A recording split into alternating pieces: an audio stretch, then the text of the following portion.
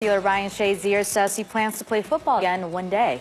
The linebacker, who suffered a spine injury in December and underwent spinal stabilization surgery, spoke to teammate Roosevelt Nix on his podcast. The 25-year-old said he can stand on his own, and reaching the Hall of Fame one day is still one of his goals. Also, good news out of Indianapolis. Colts quarterback Andrew Luck has ruled out having a second surgery on his right shoulder. Luck first had surgery in January of last year and missed the entire 2017 season. Elsewhere, the Dolphins are using their non-exclusive franchise tag on wide receiver Jarvis Landry. The salary for wide receivers getting the franchise tag this offseason is expected to be around $16.2 million. He made less than $900,000 last year. Landry led the NFL in 2017 with 112 receptions. Now, back to First Take. The NFL Draft is officially open. Barkley down the near side to the 30. Goodbye. He is gone. Rosen looking. Got it. Touchdown UCLA. The legend of Josh Rosen continues to roll along. Throws for Burnett. He makes the catch. What a play by Darnold. He's got the it factor. They run to the near side. He's got blocks. 25, 20 to the house. 5. Touchdown. Chubb just shot like a bullet through it. With the first pick in the NFL Draft, the Cleveland Browns select. We're almost 2 months away from the NFL Draft, and Mel Kiper's NFL Mock Draft 2.0 is out for our enjoyment. At the top, Mel still has Wyoming quarterback Josh Allen going to the Browns, but a big change at number 2. Max, listen up, where he has the Giants selecting Saquon Barkley. Love it. Mel had UCLA quarterback Josh Rosen going second to New York in his first mock draft, but now he drops to Miami at 11. He's also buying the Baker Mayfirld height, moving him up 7 spots to the Jets at 6. Mel, always a good time. Good to be here with My man. You know where I want to start. with something. I could Yeah, tell he's we all got problems, but Max doesn't as much as Stephen A. today for some reason. I'm liking this, the Giants one, though. The big change at 2. How come you're not going quarterback and you're going Saquon? Help out Eli. This is a playoff caliber team they fought in August. Turned out to be a disaster. Well, what's the problem? The offensive line was an issue. Now you get a guy who can protect Eli Manning as the last line of defense. Odell Beckham Jr. is coming off the injury. Now you got a guy who can catch the ball. Now you got a guy who can run the ball better than anybody. They don't have a back. And now you help Eli get back to where he wants to be. Sounding like a Super Bowl. Let me put you on pause for a second. You don't get the heir apparent. You get the guy who can help him. Let me put you on pause for a second. Why grab a running back if your problem is with your offensive line? Remember, this is a mock, not me. I always say don't take a running. This is what you're hearing. And I'm just asking. For the Giants, you take the running back because you see what Ezekiel meant to the Dallas Cowboys. You see what Leonard Fournette did to Jacksonville. You see what Todd Gurley They had the meant to offensive the line Rams. first. Well, that's fine. This offensive line, you talk about run blocking. Pass protection was a major issue. They did get better.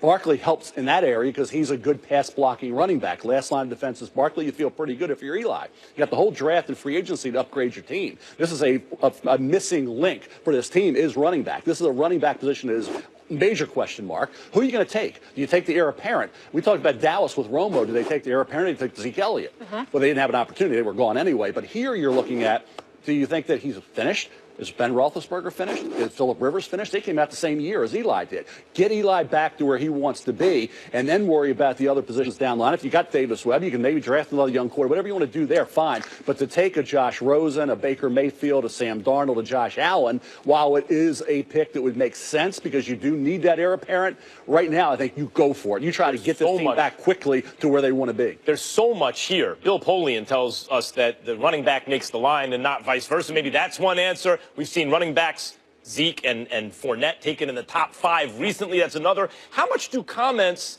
that like the GMs make influence your board, Mel? Like Gettleman came out and said at his introductory press conference, I want to make sure we don't go in this draft drafting for need. In other words, he wants to take the best player. Is this also commentary on the quarterbacks available? Well, the quarterbacks available all have some question marks. Barkley, in my opinion, is the consensus #1 player in this draft. So if you need a running back and you're the New York Giants, and you do, why not take him? And to me, you think about where the Giants are as an organization. You can go from where they are now, and you talk about Dave Gettleman, new head coach, new GM, coming in, you can get this team right back in that division, which is going to be really tough with Carson Wentz coming off the injury. Obviously, Dallas will be back, you know that. And then you got the Redskins trying to figure it out with Alex Smith now. Now, all of a sudden, you got the running back who helps you. You saw what New England does with their backs. You see what New Orleans does with their backs. Like Kamara, they did it with Reggie Bush. These backs that can catch the ball, he can put him in a slot. The ability to catch the ball, the versatility of Saquon Barkley is why who don't like running backs in the first round, he's more than a running back. He's everything. Running back, receiver, blocker. And that's what the Giants do. Mock draft, I think you got Baker Mayfield at number 6, New York Jets. Correct. When I think about the New York Jets right now, I'm thinking about the reports that are out there, Mel Kiper Jr. I need your help with this. Okay. Kirk Cousins. Right. If the Jets evidently, reportedly want him so badly that they are willing to guarantee $100 million for this man, I'd like to get Mel Kiper's take on that one. Well, I need your help with this. I know this is not, I mean, you got the Jets with the mock draft and Mayfield and all of that stuff, but I got to ask you while you're here, sir. I don't understand that one. Well, you don't assume something's going to happen. I can't sit here and assume there. You got Minnesota, you got Denver, all interested maybe in Kirk Cousins. I can't project trades. Two things I can't do, Stephen. I can't project the trade, and I can't assume that some free agent's going to sign with somebody. I don't know. So I can't leave a quarterback I wasn't asking out. you that. I wasn't asking about that. I was thinking because of Mayfield at number 6. Right. If you're thinking about getting Mayfield, why would you think about making that investment? And more importantly, I know Mel Kiper Jr. There's no one that knows their football more than Mel Kiper Jr. I need help as to whether or not this man is worthy of such a thing, which I think is sacrilegious. You don't like Baker Mayfield? No, I like Baker Mayfield. I don't like Kirk Cousins and $100 million. All right, so you're saying that Baker Mayfield in the top 10 is okay? Yes. Just not to the Jets, because they're going to get Why Kirk did Cousins. you have him go up 7 spots, though? That's because it got down to when Barkley went to 2. Yeah. Some quarterback had a drop. It was either going to be Rosen or Baker going to the Jets in that mock, because there was nobody else between them and Miami needed a quarterback. So somebody was going to. I just went with a gut that Baker Mayfield, and with the Jets it made sense. Broadway Baker and all that. He thrives on thrives on that environment. Is that because of he loves that kind of thing? So thing. you do take into account the kind of personality of the franchise. I did when I did the mock. Yeah. If Mayfield turns out to be a success with the Jets, that's sensational. Broadway Baker.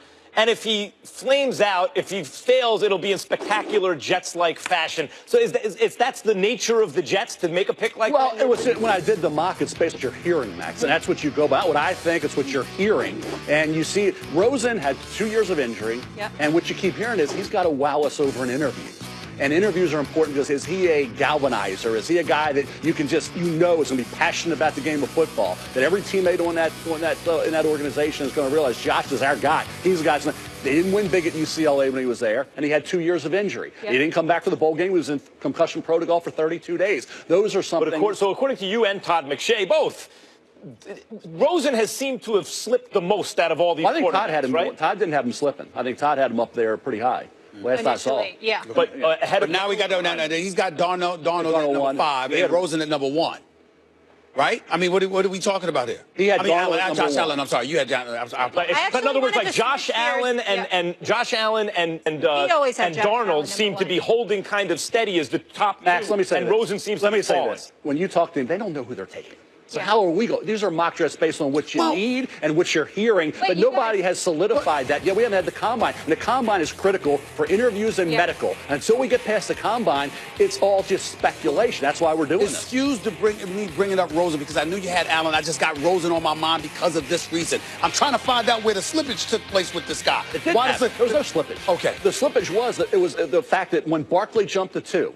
Okay, that was a quarterback spot. Once that quarterback spot was filled by Barkley, and I have a quarterback at 1, then you have another quarterback coming at 5 at Denver. Then you have a quarterback at 6 with the Jets. The next team is Miami or Arizona. Somebody's got. I can't project the trade, so I can't force somebody. And remember, Roethlisberger went 10. I keep bringing this up. He went 10 when people thought he was equal with Rivers and Manning. Yet he dropped to 10, and nobody traded up. So I don't want to project trades, assume trades. I just thought that somebody's going to drop. Is it going to be? You could have put. If I'd have put Baker Mayfield there instead of Rosen, we wouldn't have this discussion. Because we talked about it yesterday with Bill Polian. And we talked about Lamar Jackson. Yes. He suggested that he goes to wide receiver, and I was really curious to hear your take on that and kind of what you're hearing. Well, what you hear is a lot of that, and also, and I brought this name up today with Trey and Mike Golick. Trey Wingo and Mike Golick on the show. I was just sitting there. Who was there questions about could he play quarterback a long time ago? Rich Gannon. And Rich Gannon had a heck of a career in the NFL as a quarterback. And there was talk when he came out of Delaware as an athlete, is he an accurate enough passer? But not for a while. He didn't have that career for a while, and then he had. Well, everybody's not ready at the same time, Max. And that's why I keep saying, is he ready? You get into this, I hate this kind. Is the guy ready? You're only saying for his rookie year. What about for his third, fourth year? Lamar Jackson needs to be more accurate. We know that. So we get that. But let me tell you why I fell in love with watching Mel Kiper. This is from years ago. This is years ago. This is when I was a little young pup when my headline was about 5 feet forward. This is a long time ago. This is a long time ago, Mel Kiper Jr. Here's the deal. I watched you, and it's not just about the projections. It's also about you telling us who's already in the league ain't getting the job done. And you know what? We got to think about that. So when you bring up somebody like Miami, just hypothetically speaking, I think about Ryan Tannehill, obviously. And I'm saying, is that dude worth do I really need to have faith in him in the future? My answer is no. So when I'm thinking about, when I look at your mock drafts, particularly when it comes to the quarterback, I'm wondering, it's one thing for a team not to have a quarterback. It's another thing for a team to have one and they've lost faith in it. Who's that team for you? Well, I think Tannehill's a mystery. He's like Sam Bradford. Can he stay healthy? He's pretty good when he played, as Sam was. Pretty good when he played, but he's not out there. And that's the thing with Tannehill. 2 years, so you want to bring in maybe the insurance policy at that spot to say, hey, can we trust him? If he does, my attitude there is a win-win. If he plays great, fine. Is he going to play great? History tells us he's not going to put maybe 2-3 years without something happening. That's just the way it is. 2 years of injury. Hopefully he does. And if he does, what have we lost? We got a quarterback, a young guy who could be the heir apparent, or we can move him. We can do some things there. But to not just say we're going to roll it all with one guy who's been hurt for 2 years. Same thing with Bradford. He got hurt. Who stepped in? Carson Wentz it feels like a win-win. We weren't excited to talk to you or anything. We didn't have 8,000 questions jumping all over you, Mel. Always good to see you. Thanks, we Molly. appreciate you. Wish we had more time, but you got to keep it moving. So they say players play and coaches coach. So, do the Louisville's championship team deserve to lose their title? Find out who finds the punishment outrageous. And Kyrie Irving is the top MVP candidate, but find out who doesn't even have him in the top 10 of the best players this season. Don't go anywhere. First Take.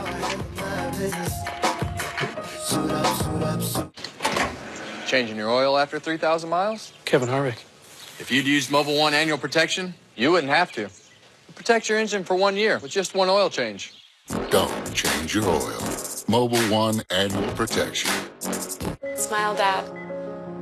I take medication for high blood pressure and cholesterol, but they may not be enough to protect my heart. Adding Bayer aspirin can further reduce the risk of another heart attack. Because my second chance matters. Be sure to talk to your doctor before you begin an aspirin.